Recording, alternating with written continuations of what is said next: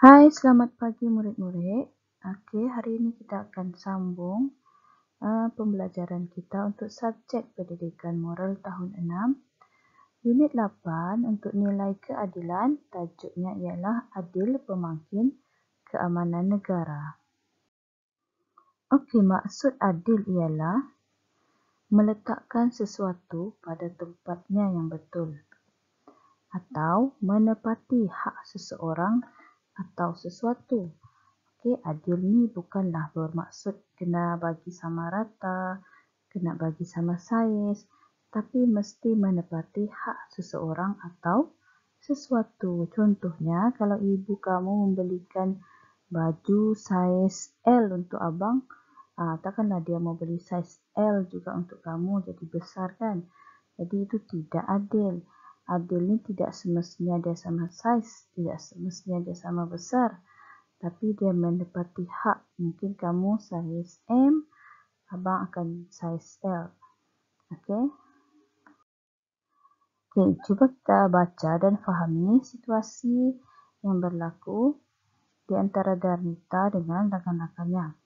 Okey, Darnita dengan rakan-rakannya telah dipilih oleh guru penasihat untuk menyertai perkemahan Pandu Putri Tunas Peringkat Kebangsaan. Pelbagai aktiviti dijalankan sepanjang perkemahan tersebut, termasuklah malam mini kebudayaan.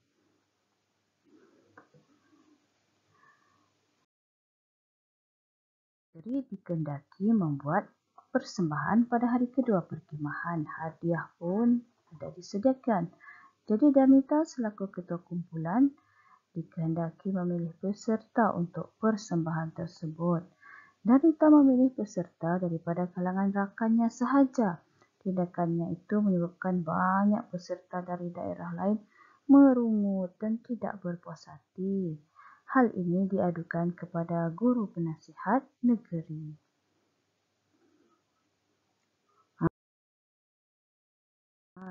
Aku kan kena pilih, contohnya saya pilih kau dari daerah saya. Kita bayangkan ini situasi di negeri Sabah. Jadi ini daerah Sipitang dan Nita dari daerah Sipitang. Dia pilih Siti. Siti, kau ikut ni persembahannya. Kau dari Sipitang kan? Dia pilih orang Sipitang sahaja. Bolehkah begitu?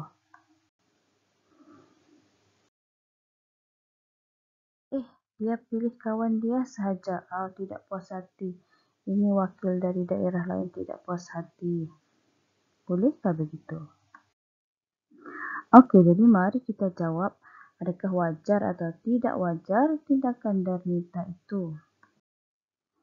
Okey, mengapa tidak wajar? Mengapa wajar? Okey, wajarkah tidak wajar kamu rasa? Tidak wajar kerana Darnita hanya memilih peserta persembahan yang terdiri daripada rakan dari daerahnya sahaja. Okey, huraikan kepentingan bersikap adil. Darnita perlu memilih rakan dari daerah lain juga agar mereka tidak merasa terpinggir dan berkecil hati. Ini juga dapat mengelakkan pergaduhan dan salah faham. Gaduh ni.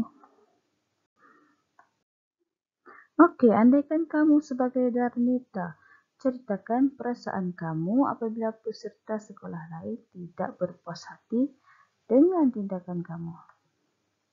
Saya merasa sedih dan tidak selesa sekiranya rakan-rakan tidak berpuas hati dengan tindakan yang saya ambil. Ini boleh merugikan pasukan negeri kerana akan menyebabkan kurangnya kerja berpasukan. It's not fair. I'm leaving. Ini contohlah merajuk sudah dari daerah lain. Guilty. Apa perasaan Darnita masa tu? Rasa bersalah, rasa sedih. Okey, apa tindakan yang sepatutnya kamu lakukan untuk bersikap adil? Saya sepatutnya memilih juga rakan dari daerah lain agar semua pihak berpuas hati dan memberi kelonggaran kepada mereka untuk menyertai persembahan secara sukarela tanpa ada pemilihan khusus. Boleh offer siapa yang mau ikut. Kalau 10 orang mau ikut, 10 orang lah kamu ambil untuk persembahan. Siapa-siapa yang suka rela mau ikut? Sorry. Please come back. Okay, I'm back. Okay, akhirnya mereka pun berdamai. Okay, itu saja. Untuk kali ini boleh jawab soalan yang cikgu sudah sediakan. Okey, sajak selepas ini, pasti ada sajak. Cikgu mau tunjukkan, cikgu mau yang kita ni, cikgu mau kamu tahu kita ni perlu bersikap adil dengan orang. Tapi bila ada sesuatu yang kamu rasa tidak adil berlaku kepada diri kamu, kamu jangan terus rasa down. Kamu perlu mendekatkan diri kepada Tuhan.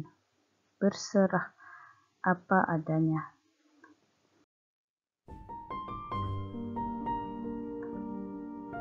Kadang-kadang kita merasakan hidup ini tidak adil. Kenapa Tuhan jadikan aku begini? Kenapa aku perlu menjaga adik-adikku? Kenapa aku perlu menjaga nenek, sedangkan kawan-kawan tidak? Kadang-kadang kita merasakan hidup ini tidak adil. Kenapa aku perlu memasak untuk adikku? Kenapa keluargaku tak kaya macam mereka? Kenapa aku memakai baju yang sama sehingga lusuh, sedangkan kawan-kawan tidak? Anak muridku,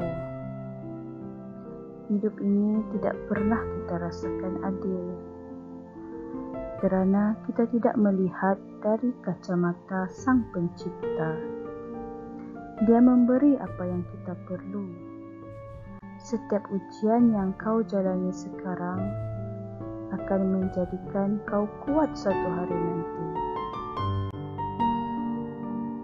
Dia merencana apa yang terbaik buatmu.